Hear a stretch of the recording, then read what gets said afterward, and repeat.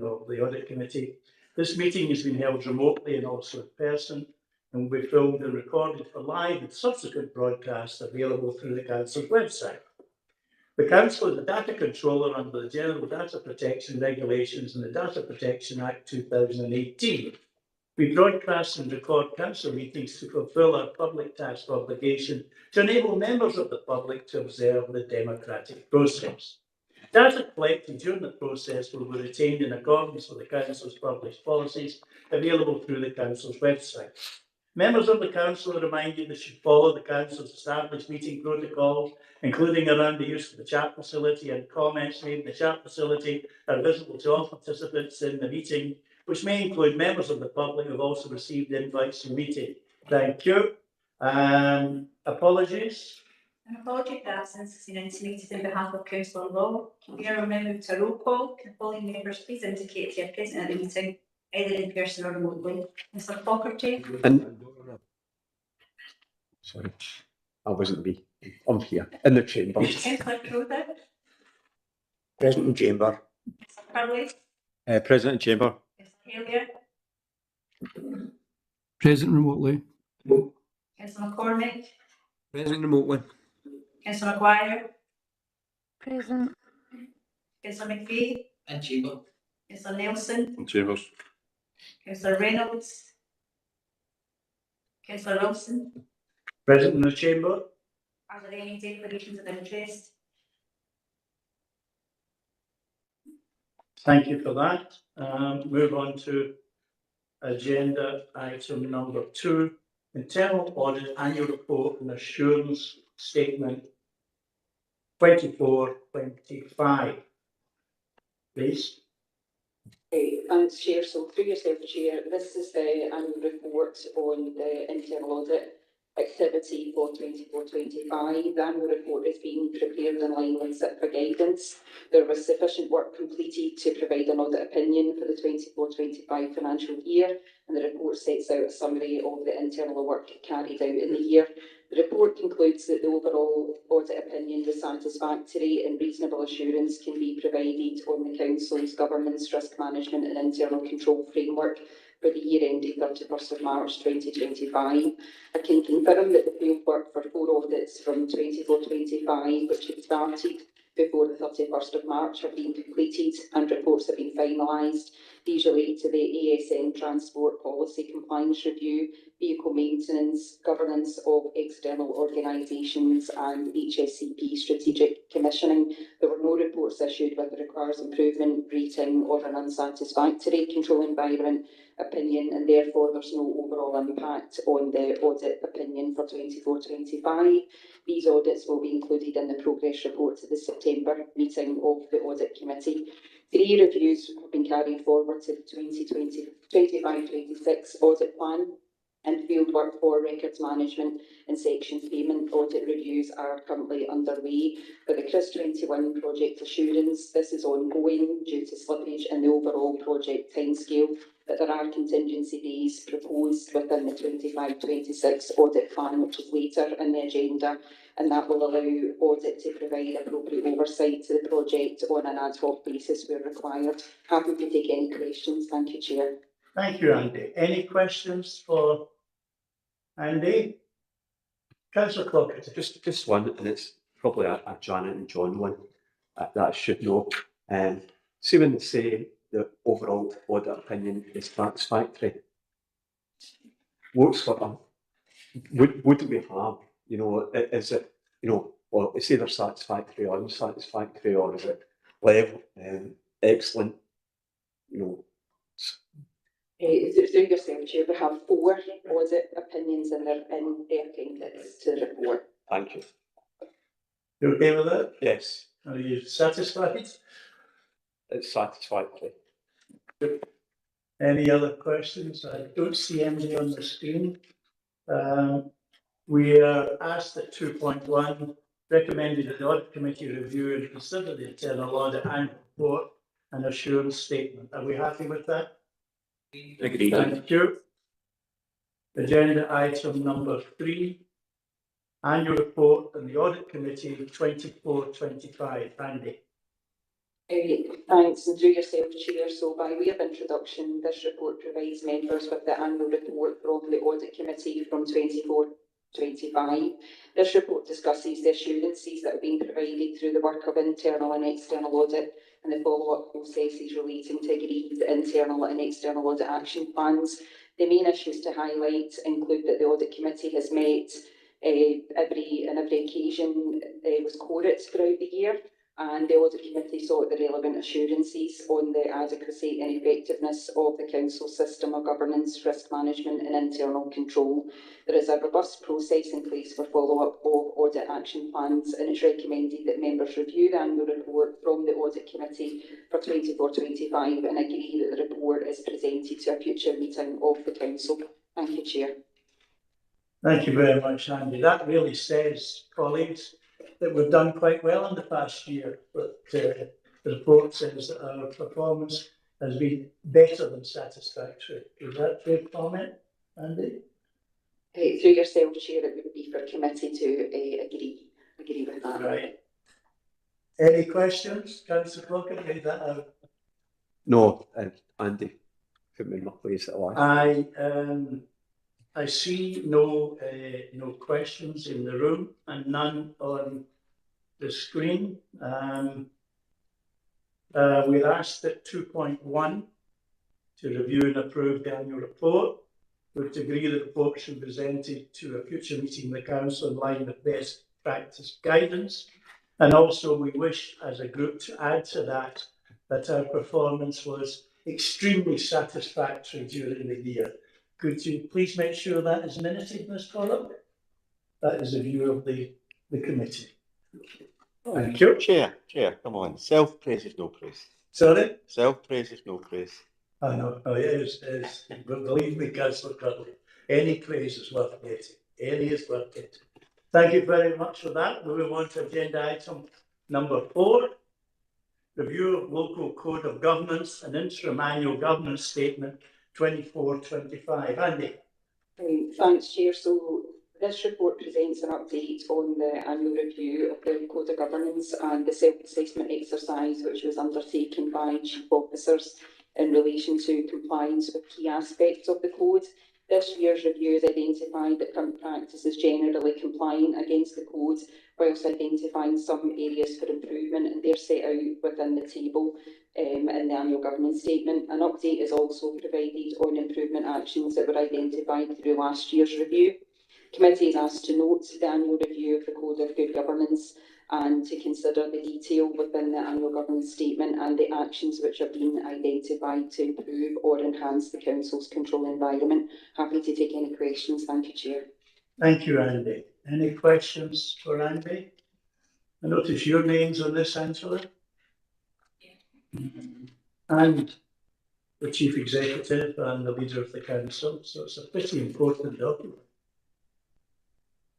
I don't see any questions. Are we happy to note the recommendations at 2.1?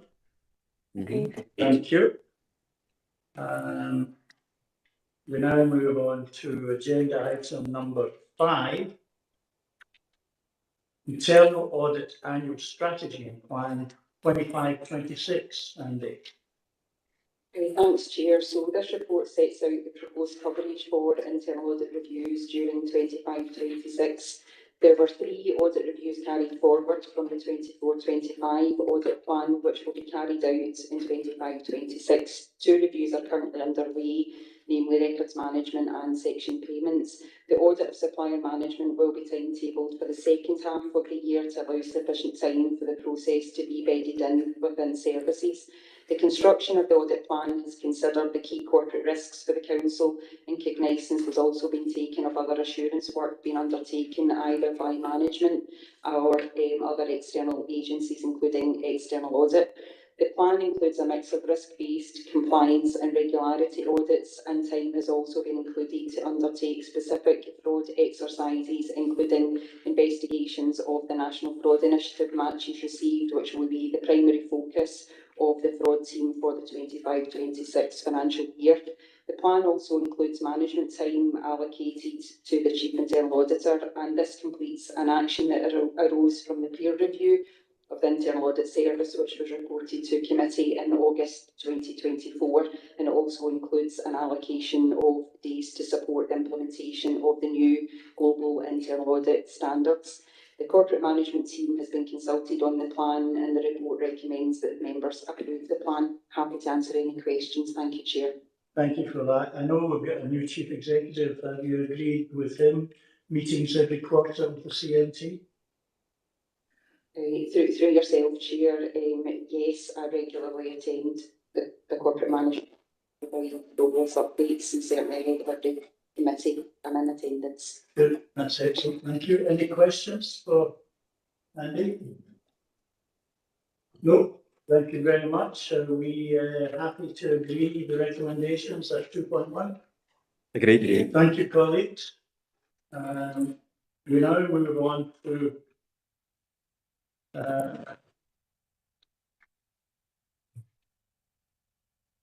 agenda item number 6, which is the unaudited annual accounts for the year ending 31st of March 25. Matt, I think this is in your safe hands.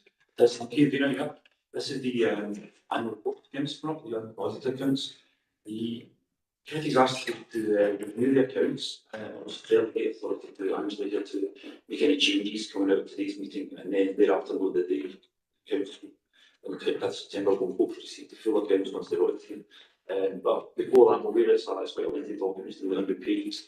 I've got a presentation I'm happy to run through if you're happy with that. Yes, very much so. Thank you. Members of the Chamber should have hopefully have copies of it. I think they had. We're all speaking through this. Thank you. I think that's great giving us copies beforehand.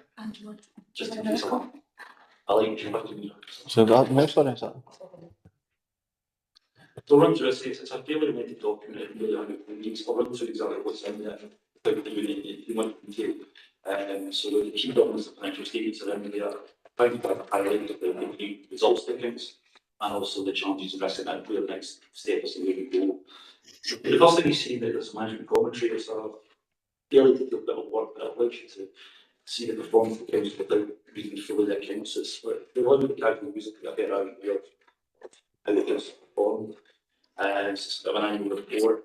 It looks back at performance, and that's not just financial, there's some non-financial KPIs and things in there to say what we do. It does look at the on-stage budget year, across a balance sheet year, stuff like that, and it looks at the plans going forward, how we're going to balance the budget to that. And it's really to bring us in line with some private sector and what they do. Following that, on pages 15, there's the annual governance statement. This ties in quite closely to the item Andy had up earlier, item 4.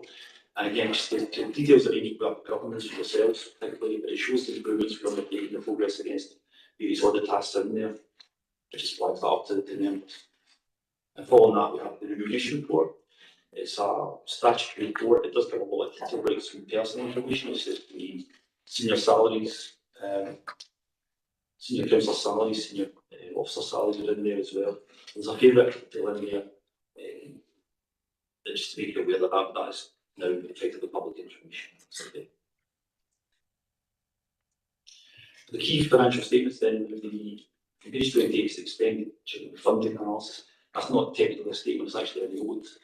Now what that does, it takes the income and expenditure statement, page 32, which includes all the technical accounting adjustments, and tries to bring that back to what our budget is. So it strips out all the accounting adjustments for depreciation and other pensions, things like that, and says, here's our budget, it's going to be and it's clouded slightly the fact that we use reserves in this. It's not just the performance exactly against budget, it's the increase of existing reserves as well. It's just to try and get that back to some budget position. Then the balance sheet, moving reserves and cash flow in there as well. In terms of overview, you'll see that the general fund balance is now sitting at 35.22 million, which is a decrease of 2.165 million from last year. It's largely planned to use the reserves. You can see the earmark portion is now 30.955 million. That's down 3.071 million from last year. So that's us planning to use reserves largely as part of the budget process, and the various projects will be used in there. The unallocated portion lies at 4.377 million, a very small decrease from last year, and that still is in excess of our target of £4 million. And that's that. We used to call it the 2% limit, but that 2% moves at previous, so we'll fix that sort of Standard 4 million being able to keep the free reserves of that, and that's to allow for any unforeseen issues such as issues like that. So we're still above that. There is a small excess there that is drafted at this stage, as subject to any excess above the 4 million we need to consider as part of the budget process, not be brought into the papers that will be coming over the next few months. In terms of the annual movement against the budget, it's actually very close this year. We've overspent slightly on pay inflation, but we've not used some of our other pay investments in renewing with some service overspends in there. So that's a small surplus in the year, 46,000. So the budget's coming in very, very close to target these days. Has done for a number of years now. Very close. In terms of reserves, then the 35.62 million is our cash reserve. We have other reserves in there. Totaling nearly £12 million. The insurance fund, repairs and use fund, capital fund, capital still applied. These are monies that they are available for use, but there are restrictions on. So the capital receipts is tied in largely with grants we received. We need to spend those. Sorry? So the capital receipts unapplied is grants we've received over the years and haven't finished the project yet. Those are tied into those projects. The capital fund was in a deficit. We've managed to dispose of some properties and got that back up. But again, there's plans to use some money for our companies next year for the budget. There's about 800,000 coming out of that. And the repairs and fund that was £17 million does look a lot. There's 5 or 6 main strands in there. There's planned to do some of them. Again, we'll look at all of these as part of the round of the budget process, but there are restrictions in some of them staying away. In terms of the capital, we'll spend £22 million in the year, mostly on the regeneration of roads. The regeneration of 5.7 million, that is largely Westlock Hall Street, so it's a regeneration roads IP project really.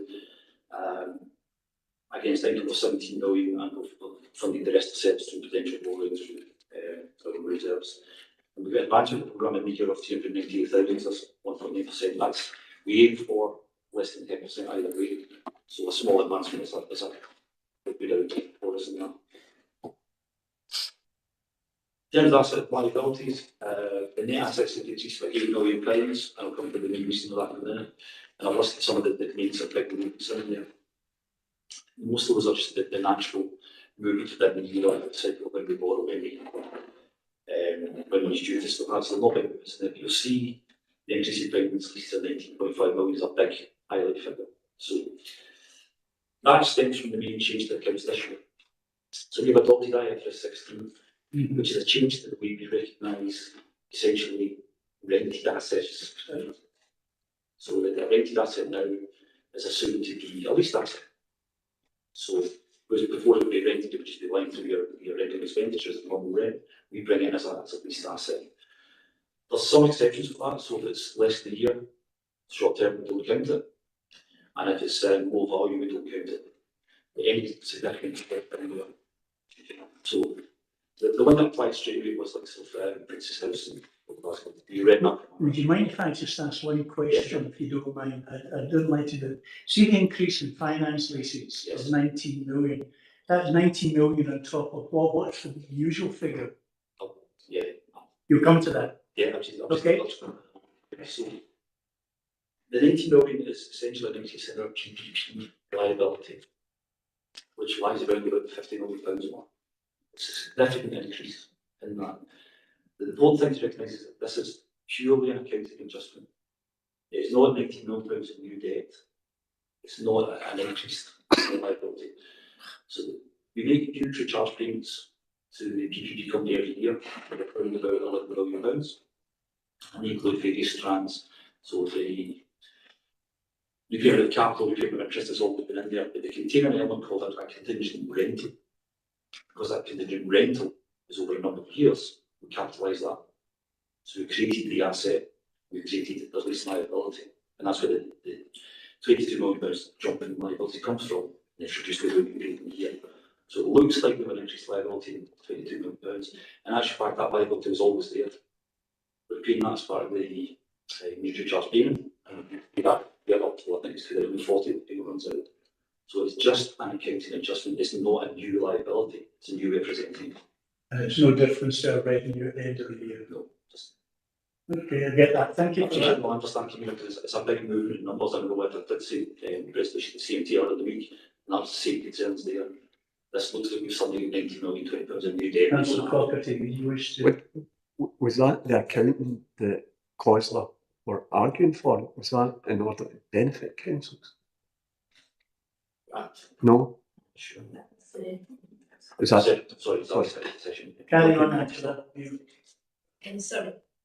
Sorry, can you through you? That was just service concession adjustments that we had done previously. This is just now an accounting standard change. right? Okay. IFRS 16 and how we present it. Okay. So it's an accounting standard change. Yes. Do we even need to show it there? We had to adopt it from this year. Yeah. Yes. Okay, And I'm not trying to avoid anything, but no, absolutely, but it's a big movement. It's council have been, I think, putting off bringing it in for a while now. Edinburgh did bring it in a few years ago, and they've done it very well. We piggybacked on some of the stuff they've done to try and bring this in. I just would flag though that as new this year, the others will look at it. This is one area that we'll look at. There is a risk in there. We followed the correct model, we followed the right procedure for seeing what assets are in, what's are out, but they will look at it. And given the numbers involved, if you've got anything wrong at all in there, but it's a small error on an interest rate boost or something like that, it's likely to be a big number. So I would flag that if anything was up in September, I wouldn't be surprised if the interest is. thank you, Matt. I notice our auditors are not with us today, are they? They sent their apologies earlier. Hmm? They sent their apologies earlier. Right, and they'll be comfortable with that? I would hope so. They've obviously not seen our working papers yet, but we keep in touch with Time and the team pretty well. So he's aware we're doing this. He's some of the earlier information on it. But they'll take it. Thank you, Matt. Appreciate your answer. Sorry to interrupt you. Sorry, Chair. Oh, sorry. Just, I think you were discussing Princess House in Port Glasgow before.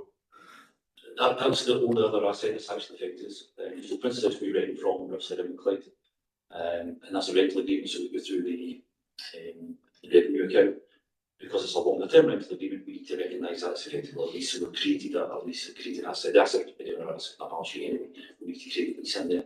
That's about 70,000 things. I think it was in the end of the year significance. The PPP, just purely because of the size of the numbers involved, is a big number because that's what we're due to be between now and 2040. It's something like £2 to £3 million a year. So it's a big number of tickets. Okay, thank you. Okay, Electric? Yeah, no, just. Carry on, Matt. Thank you. They also had the pension position. I was aware that the pension moved into a surplus a couple of years ago. That surplus has increased to 85 million this year, largely as a result of the discount rate changing. So effectively the future liabilities are reduced and that increases our surplus. We do, in accountants look at that and we don't recognise them until early, so we cap that. So we cap the funded element is zero and then we have an unfunded element of pensions. Steps up £28 million. That was, if you remember the accounts went slightly late last year. That was a late change to the orders last to do the presentation of the pensions board. That shouldn't happen this year. Complied with that last year, the summer, this one this year. So that's not getting any worries this year. We're under new management this year, Matt. Yeah, so sorry, the common goods was also in there as a small subsidiary of the council. A small deficit of £4,000, but the reserves are still well above £100,000 limit, so there's no concern in the sector of that small surplus going forward. We also have the group accounts in there, so we include different ledger from group trusts and subsidiaries now. They're fully consolidated. The SPT, the valuation board, RI, associates, and also the IGB and engineering partners, joint ventures. They're included in the group accounts. There's not enough changed in there this year in the past. Just give you a highlight the IGB figures in there. They're available in the IGB's own accounts, which are on current basis. The challenge to the risks, there's a slight timing issue because it's the bank accounts, the risk is so low that it's 25-28. Funding that was something like 16 million. That would be part of the risk we've got 25-26 budget set, but you're aware there's still a significant budget gap for the project. And I know I'm just already starting looking at planning for that for the next 2 years. That's the revenue side of capital. As we're well aware, the capital grant does not meet our annual allocations by around about £3 million every year. We borrow to partially address that, but there's a cost on the revenue side. The past we've paid reserves, but there's a pressure on capital as well. in net zero, we did set up a budget a few years ago, so there's a budget within property that Eddie has to deal with net zero. I think if you ask Eddie, you could probably spend that 10 times over in the buildings we've got to try and make all our buildings energy efficient and compliant. So we don't know what the funding requirement is, do we? Next thing. I think Eddie's done a sort of plan. I don't think there's a final figure in there that's significantly more than we are. It will be. Chief Executive, do you have an answer there? Through you, Convener. We know that, for example, in a primary school, it costs us £2 million to retrofit it to net zero. And the action plan that Matt refers to was for the initial period in respect of the council's aspirations to achieve net zero by 2045. But there was also recognition that the I think it was £3.3 million that was initially allocated to net zero would never achieve full net zero. Okay, thanks for that. I understand that now. Yeah, so, yeah. The other thing, like members will be probably aware that Chief Executives and the previous region team were attracting more money through City Deal, which is clearly good news for the area. But the nature of City Deal is that it will be up front and the grant comes into us over a number of years afterwards. So there will be a financing cost to that to pay for the interest of it. Not the principal will have to repay the actual fiscal payments, will get it all back, but there'll be an interest cost that in the short term. And that will probably take half from these to significant amount. We'll look at from that as well.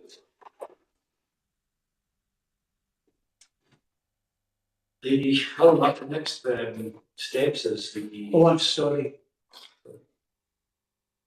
Would you like a question, Tommy? Yes, Convener. Mine is on the capital as well. If you're looking at, obviously, the £3 million deficit, I appreciate the borrowing meet that at the moment, which borrowing is unsustainable. It takes that long time. So, is the auditors going to pick up on that at all? So we do set a 3-year capital programme, so we are funded for 3 years. At the moment, we borrow over £9 million a year to partially address that, but that costs us £100,000 every year revenue. And the balance is made up by others. We fund it from reserves, or we took cuts within the capital to do that. I don't think others will necessarily comment because we do have a balanced budget for 3 years. But it's just another funding pressure that every time the member sets a budget, I'll add a year into the capital programme. And we'll have to find some way to deal with that.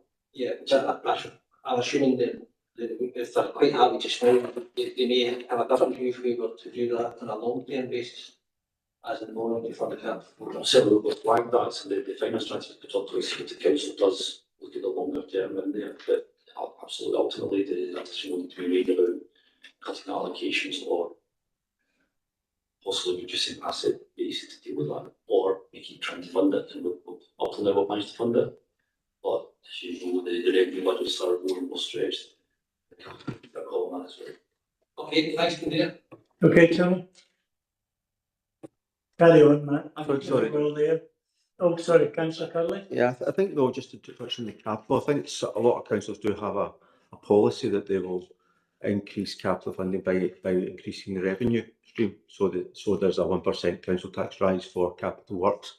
So using revenue to fund capital is a legitimate strategy.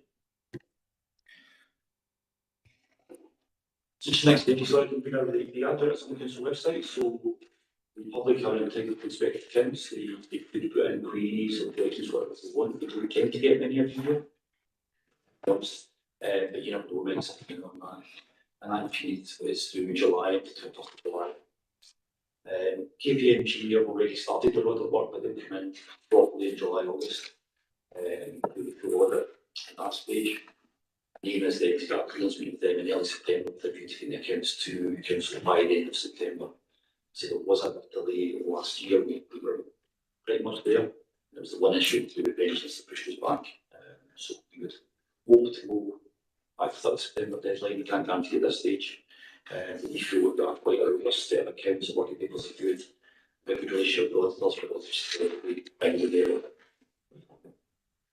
So we are agreeing today for these accounts to move forward to the 1st of July to 21st of July public inspection period.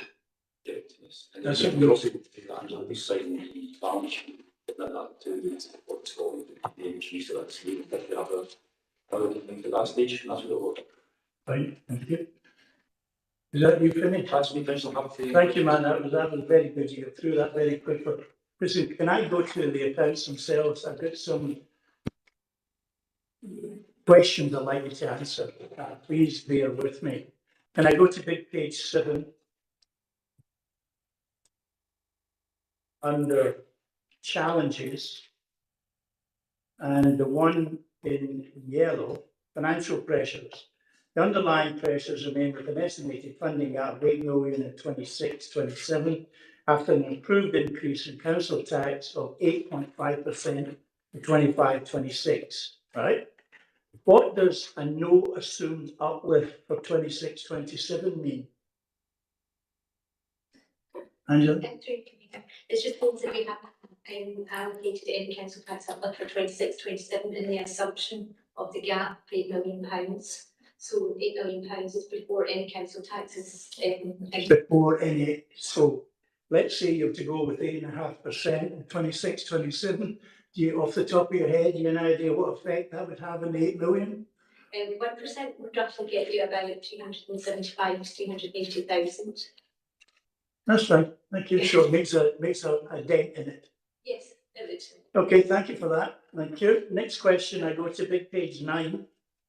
Now the management commentary here, these figures here, do we have any other outlet for us to scrutinise the figures on this page with management? These are taken from the LFRs and reporting every year, so that report usually comes up to, is it P&R? P&R. Early in the year. So councils and P&R could ask questions there. You know, I particularly look at corporate services, employee non-teacher absence working days, which has gone from 11.3 days to 13.2 days in 23-24, which is a significant increase. I also go down one going the other way under social work. Residential cost per week per resident has gone from 846 to 707. That seems in today's times, it seems quite incredible for the cost of that to go down. And that's the sort of thing I think I would ask our colleagues on P&R if it comes up to ask the questions, if it hasn't been asked already. So I shall move on very quickly. But I think there's interesting statistics on that page there, that page 9. I think it's worth asking questions. No, we've answered that. Don't need an answer for that. Can I go to big page 31? And again, this is a statistic here, remuneration report, which is the first time this will have been seen. Now, this hasn't been to any other committee, so I think we've got every right to question it here. I looked at the number of employees who are earning over £50,000 a year, and between 23-24 and 24-25, it's gone at the bottom there from 622 to 454. Do you have an explanation, Matt? Hopefully, they can do it, yeah. In 2024, there was a pay award, I think, maybe to the teaching side, which included back pay. So the back pay didn't only pay covered more than that year. That's pushed them above the £50,000 for a year, and then drop back to their natural pay just below the £50,000. Given that they're just below the £50,000 with pay awards before, I think we'll see that keep back up again in the next few years. That's the reason why it's finding 1 year back there. It's an element of back pay. I don't remember back pay being mentioned last year. No, I think it was back. It's an understandable explanation. Was it in there? No, because I think I brought it up last year because it jumped up. Oh, they jumped up, brought it up, yeah, because we had 500 teachers earning more than 50 grand a year. Okay, thanks for that. That's an answer. Yeah. Can I move on to big page 37? Again, this I think is very much a management one. It is the gross net expenditure. If we look at education in 23-24 was 116 million. And in 24-25, it went to the far right column to 135 million. I presume that's a question for management. Or do you have anything to add to that, Angela? I think there's a natural increase in there's inflation each year. That does look like a reasonably big jump. I know Angela will be bringing her out report to PNR in August, so I think we covered any particular increases in there problem. Right. Equally, I look to environment and regeneration, going from 43 million down to 34, which seems a big jump down the way. If you remember last year, a significant amount of money spent on engineering. Sorry? There's a significant amount of money spent through the second deal on engineering, and engineering is not an asset of the council, so that would written off every year, because the engineering has very little value at the moment because it's lying as an empty site. Once that site becomes in use, the value of that will creep back up. But that's the reason for the impact last year. We rolled that money back to revenue last year. Thank you, Matt. I understand that. Can I go to big page 61? Again, it's very much a management one. It's the second paragraph. 24-25, and in terms of teachers' retirement benefits, that the pension benefits to teacher represented 26% of pensionable pay, with on a normal basis for the rest of our employees, it's about 19 to 20%. Is there any explanation of that being at 26%? Angela, thank you. The Scottish Government actually funded an increase in the teachers' pensions when that pension liability was, or that pension rate was agreed as part of the pay deal. And so the Scottish Government funded it going from 23% to 26%. And so we received funding for it. For the non-teachers, their contribution now is reduced. We had a 2-year holiday, so it was 19.3%.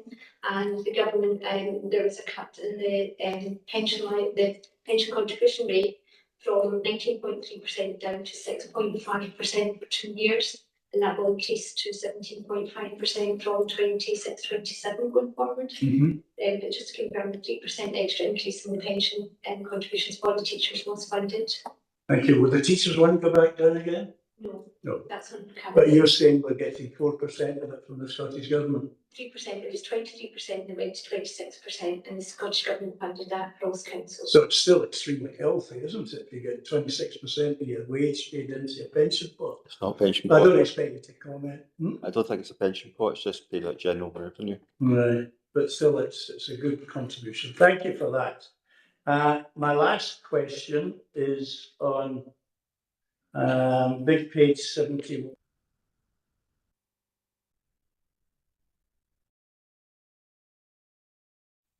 If we look at I'm looking at page 71 and page 87. Page 71 gives us amounts owed and different income along with our associated businesses. If I look at Edgegreen Marine Park on page 71, expenditure of 5.4 million, which you mentioned earlier on, affected E&R spend in that year. So 5.4 million spent. If I then go to big page 87, the third paragraph down, Edgegreen Marine Park, see we've got an asset of 0.172 million in the group balance sheet. What does that asset represent, please? Yeah, that's our share of joint venture. Our share. So at the moment, there's a large empty site in there. Because of the way as accountants value things, it's a commercial site for rental purposes.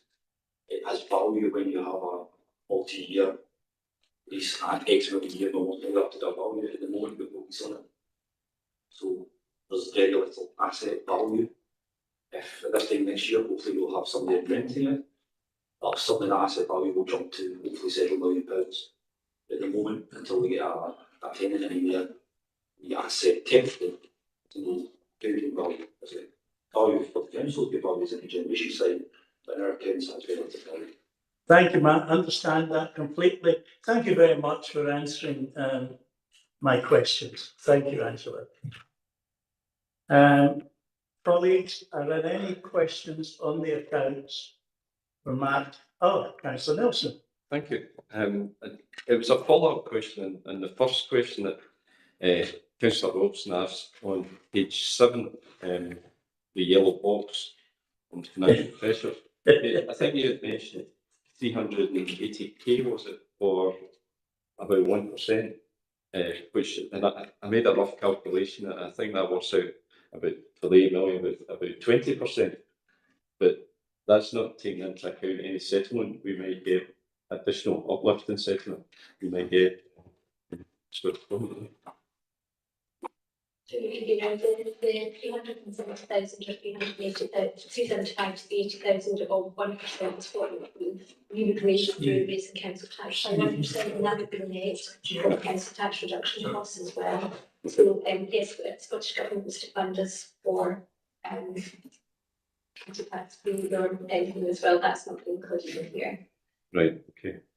But even an uplift in settlement, would that not change things? Absolutely. Yes. Yes. Okay. Thank you. It sounds a bit alarming, but that's obviously not taken into account. Sorry, if I can just confirm, the £8 million is based on just our estimate just now how much it's going to cost us to fund the pay award, inflation rises, borrowing costs, etc. And all that's net of the savings that have been approved to committee that are impacting on 26-27, and also net of the reserves the committee approved to use in 26 and 27 going forward too as well, which is £1 million.